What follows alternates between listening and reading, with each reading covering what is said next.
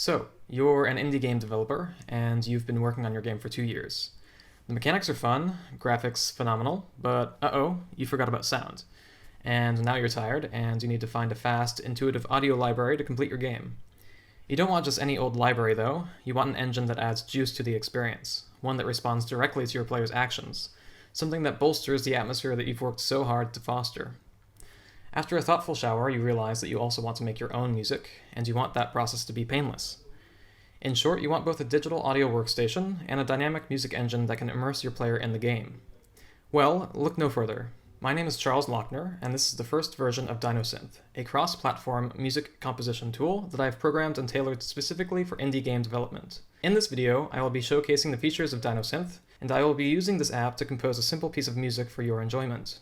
To start things off, there are two parts to this software. The first is what you see in front of you, an interface similar to other DAWs such as Ableton or Cubase that allow the user to compose and manipulate music. The second is a lightweight audio engine, which I've dubbed Dyno Engine, that lives beneath the UI. Dyno Engine uses MIDI events in combination with virtual instruments to generate music in real time. You can hear this as I play notes from a keyboard I have plugged into my computer.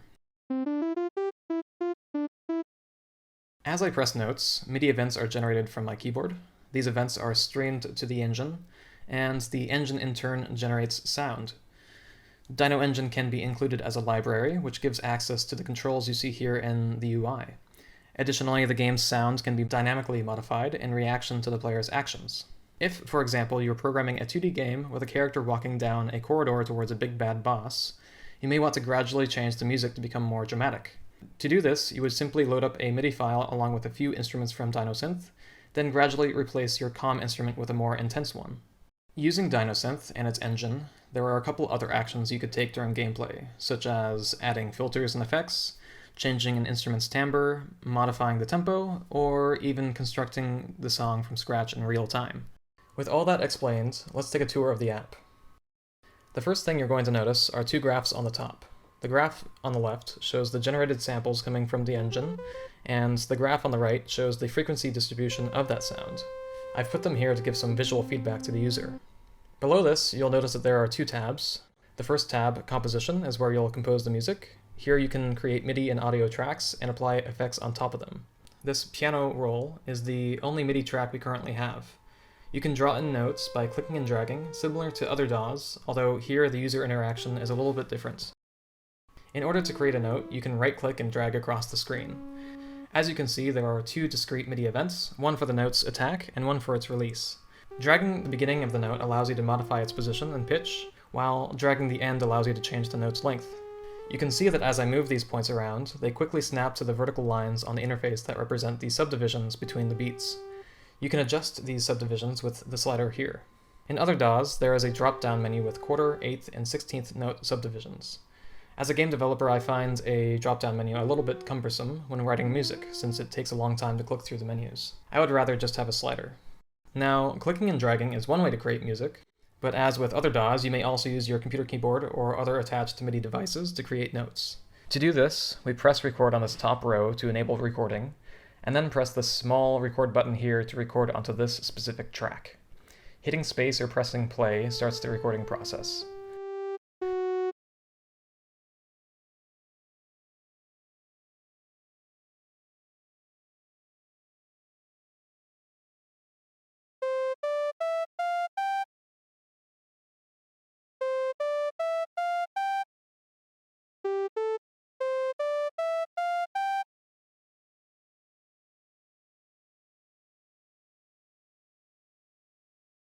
Hitting quantize here snaps all selected events to their closest subbeat.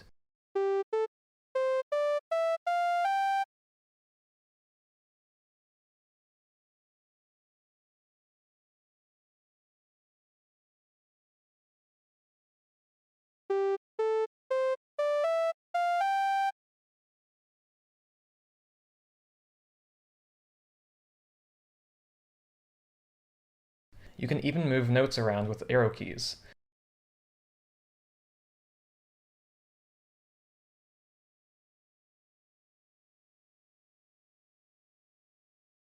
These icons above the MIDI tracks allow you to move the playhead location and modify the region that you would like to repeat while you record. There's also an end of song marker that denotes where the song cuts off when you export it. There are also common music parameters like time signature and tempo, which you can modify here on this top row. As you are composing this music, you might be thinking, darn it, I'm tired of using this lame soft saw sound. I want something with a little bit more pizzazz. Well, I've got you covered. This is the Instruments tab. So, here we have all the tools you'll need to make custom instruments for your composition. I'm going to demonstrate the process of creating a new instrument. First, click New Instrument. I'll name it Cha-Cha. To make things simple, I've chosen to represent instruments as a collection of envelopes. Just as you would expect, each envelope has 3 sections to it: attack, sustain, and release. The attack portion plays once, the sustain portion repeats for as long as you hold down your key, and the release portion delineates how the note tapers off after you let go of it. By default, there are 2 envelopes, one for amplitude, which modifies the note's volume, and another for frequency, which changes the root frequency of the note. It's possible to modify these envelopes by adding more points to an existing line by simply clicking and dragging in the middle of it.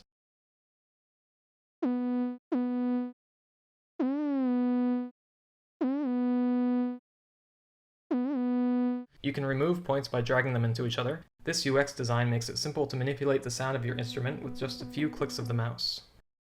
Now that we've covered the basics, we can start to get into the fun stuff. Here we have the option of adding vibrato or tremolo.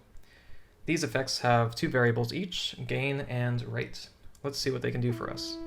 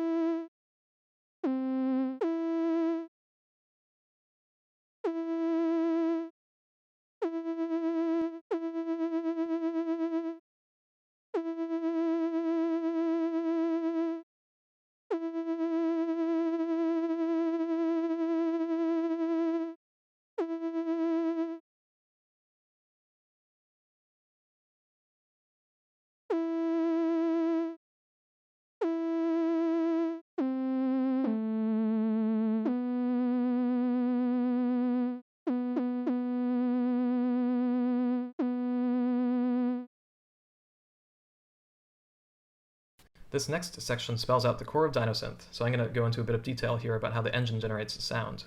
To start, I've made it so that the sound of an instrument is created through the collection of multiple sine waves.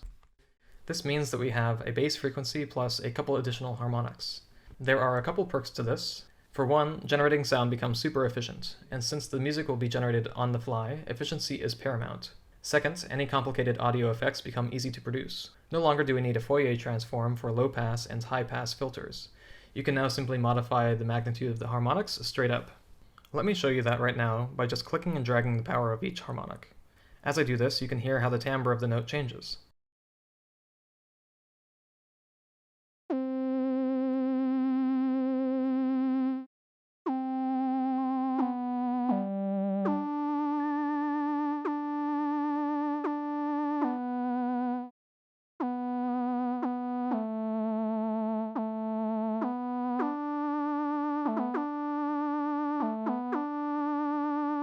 Exciting.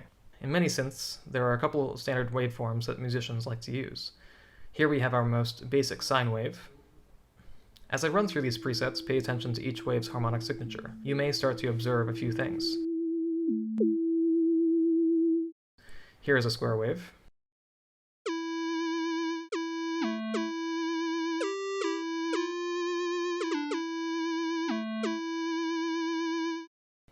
Next is a triangle wave.